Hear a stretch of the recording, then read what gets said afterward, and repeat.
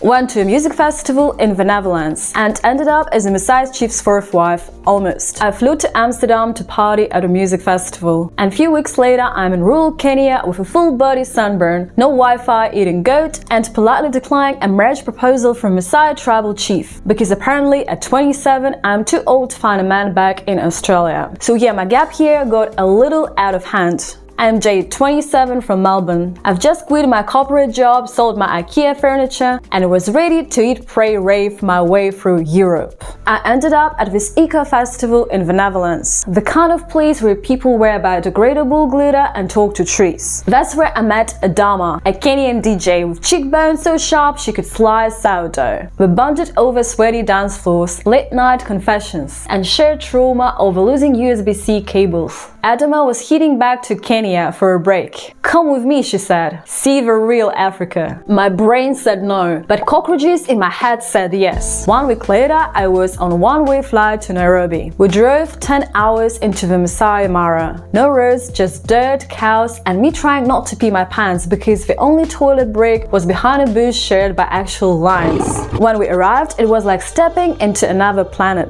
The village had no electricity, no mirrors, no Netflix, and everyone wore red, like we were in a tribal version of The Handmaid's Tale.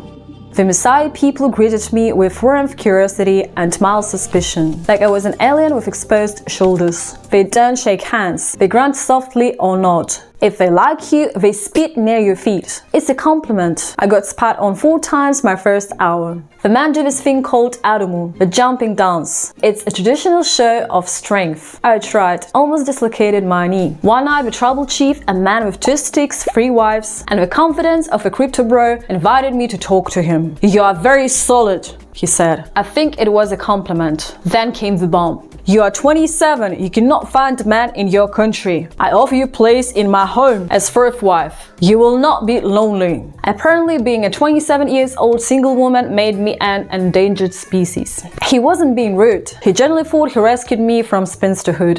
I told the chief I was flattered, but had commitment issues and also liked Wi-Fi. He laughed and sighed like I was a lost cause. Word spread fast. Next day, the village women started calling me Narupa, which roughly translates to "she who runs from men." They were sweet about it though. One said, "Maybe next year when you are 28, then you'll be ready." Like I was a goat, just needed more seasoning. Despite the chaos, the dust, and the real possibility of becoming wife number 4, I felt something magical. The Maasai don't live by Tinder swipes or gender reveals. I had a neighbor confront me for using the women's restroom. Everyone should know that I'm a trans woman. I've always been known as Kaylee. They live by community, connection, and cows. They saw me not as a tourist, but as a strange, pale-legged visitor who needed fattening up and a man. I came to Europe to dance under fairy lights, and somehow ended up with cow dump on my boots, a Maasai nickname, and a marriage proposal I never saw coming. But that's the beauty of travel. You live looking for freedom, and sometimes find it in a place with no mirrors, no electricity, and 3 other wives. So that was the story of Jade from Melbourne. What do you think? Please share in comments. And what was your biggest cultural clash? Would be good to know. See you next week.